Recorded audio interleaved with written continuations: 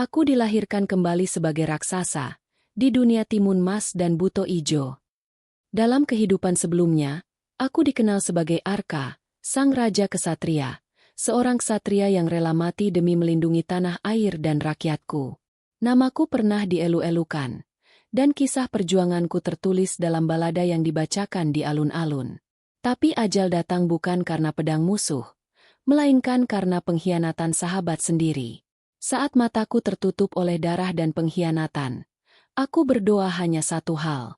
Jika aku dilahirkan kembali, jadikan aku pelindung sejati.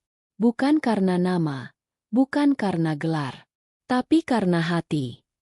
Aku terbangun, bukan di istana, bukan dalam pelukan cahaya, tapi di tengah hutan yang lembab dan sunyi.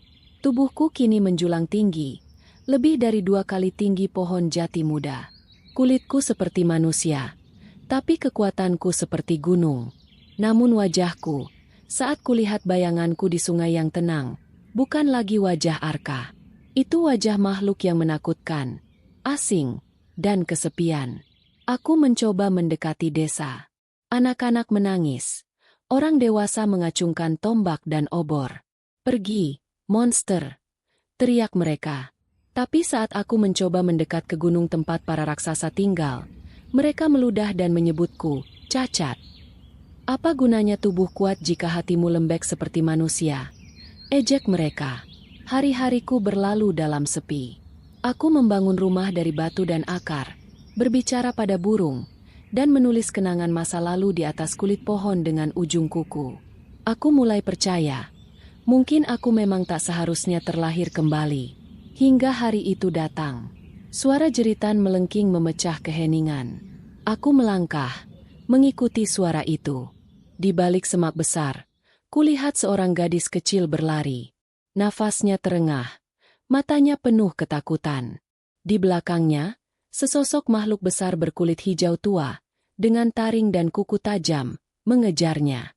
"Berhenti!" teriakku, menghentakkan tanah.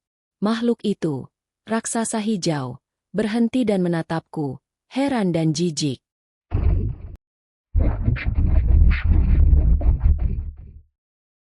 Aku berdiri tegak.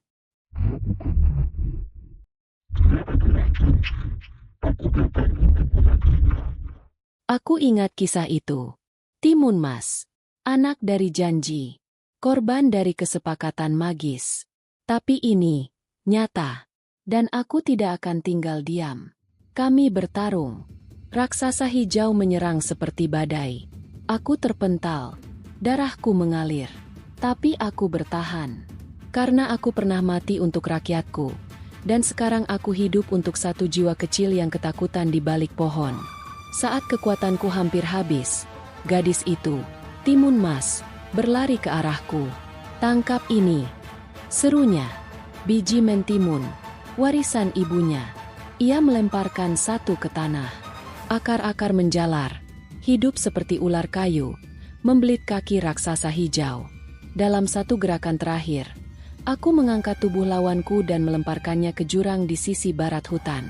Ia menghilang dalam kabut. Timun Mas berdiri memandangku dengan mata terbuka lebar. Tapi bukan karena takut. "Kau bukan raksasa biasa," bisiknya. Aku menunduk. Aku bahkan tidak tahu siapa aku sekarang. Ia maju, menggenggam jariku yang sebesar batu. Tapi aku tahu satu hal.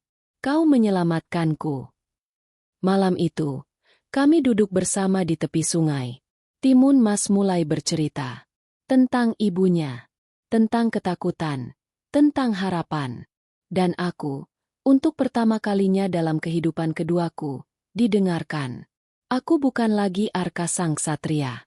Aku bukan pula raksasa buangan. Tapi aku tahu satu hal. Aku diciptakan bukan untuk menghancurkan, tapi untuk menjaga.